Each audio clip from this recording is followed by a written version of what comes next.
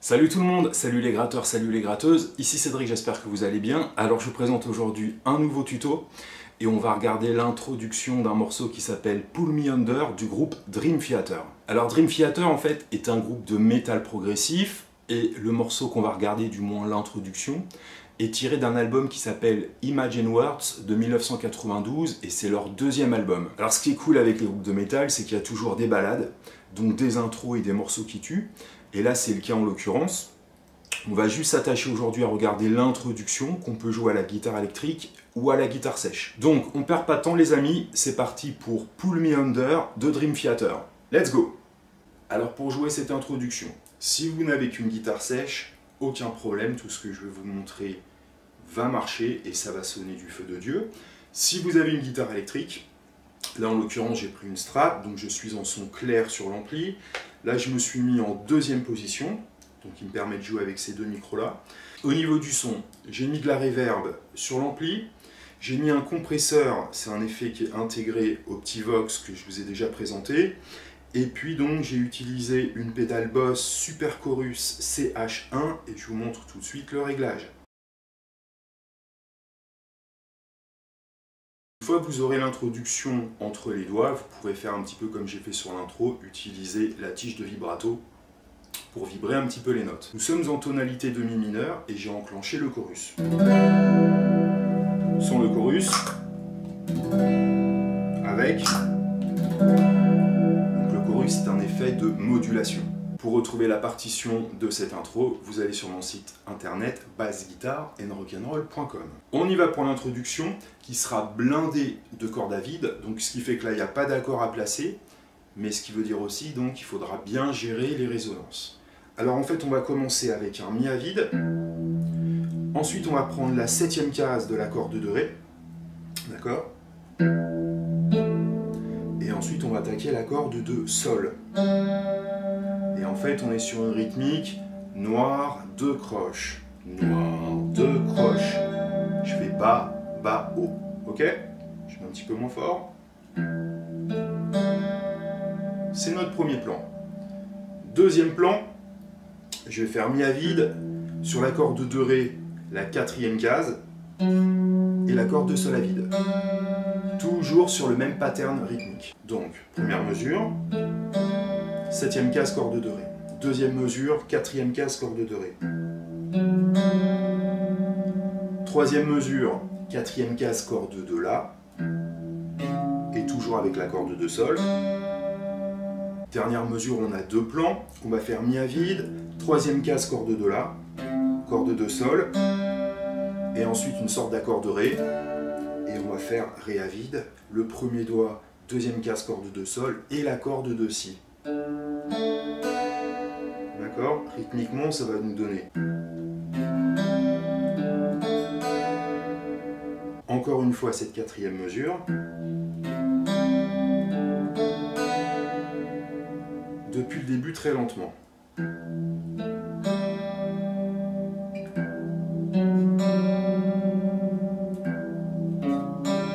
4e mesure. Ok, encore une fois.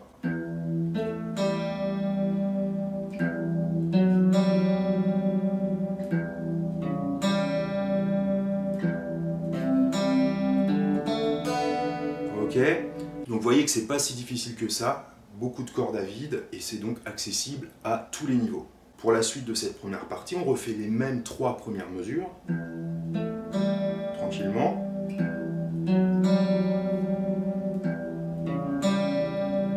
Quatrième mesure, les mêmes 3 premières notes. ensuite on va faire ça. Première case, on va faire un Fa. Donc première case sur la grosse corde. Et avec le troisième doigt, deuxième case sur la corde de Sol. En fait, on remplace juste, tout à l'heure on faisait la corde de Ré à vide. Bah là en fait on remplace la corde de Ré par le Fa. Ce qui change donc le doigté. Premier doigt et troisième doigt. Donc la quatrième mesure donne. C'est peut-être ça la vraie difficulté du morceau. Donc le plan B de la première partie.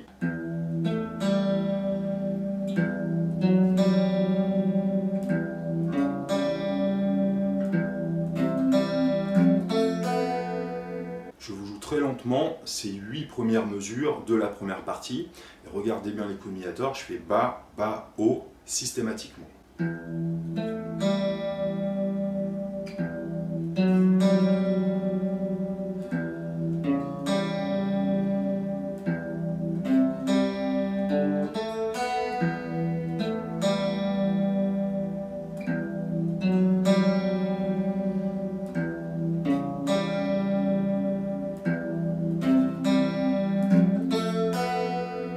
Cette partie-là est à faire 2 fois. Une fois qu'on a fait ça, on va se servir de la même trame et en fait on va rajouter 2 cordes à vide, la corde de Mi et la corde de Si. Donc pour la deuxième partie, c'est les mêmes notes, les mêmes plans qu'on a vus en rajoutant ça. Donc ce qui va nous donner. Et au niveau des coups de médiator, je vais faire bas, bas, bas, haut, haut, bas, bas, bas, haut, haut. Donc on y va très lentement sur le début. Deuxième plan.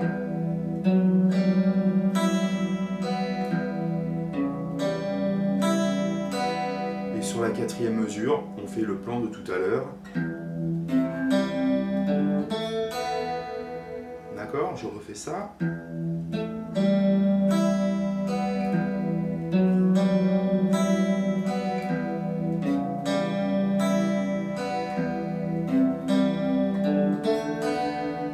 Pour la partie B de la deuxième partie, tout pareil.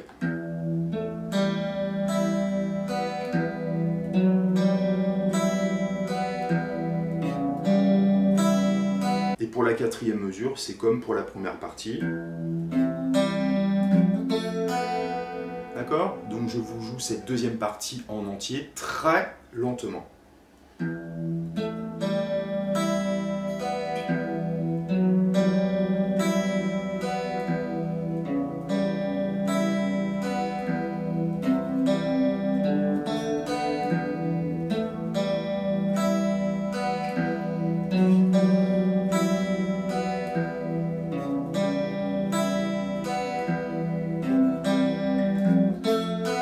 Cette deuxième partie est à faire une seule fois et ensuite on revient une fois sur la première partie. Donc partie 1, 2 fois, partie 2, une fois, partie 1, une fois. Et ensuite on sort de l'introduction et on rentre un petit peu plus dans le côté rock, métal. Alors si vous avez une guitare électrique avec une barre de trémolo, vous pouvez essayer sur la partie 1, vu qu'il y a beaucoup d'espace. Et essayer de jouer un petit peu pour donner de l'ampleur au son et lui donner un petit effet.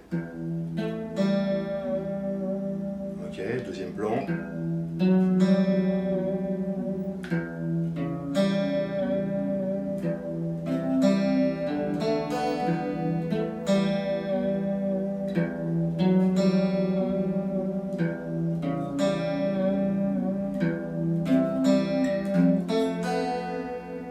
La vitesse métronomique du morceau, c'est 102, donc ça avance quand même un petit peu, donc il y a un petit peu de boulot.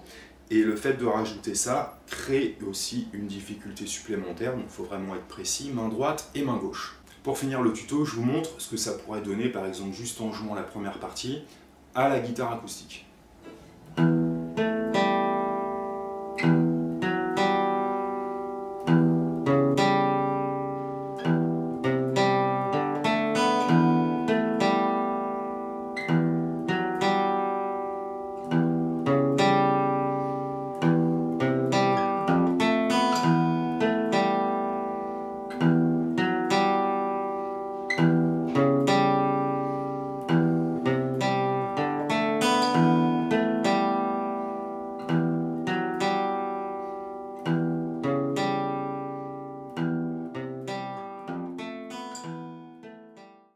Voilà les amis, c'est la fin du tuto.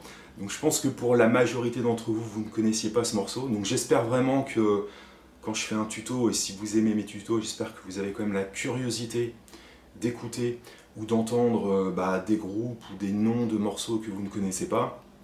Je pense vraiment que ça serait dommage de passer à côté d'une intro comme ça.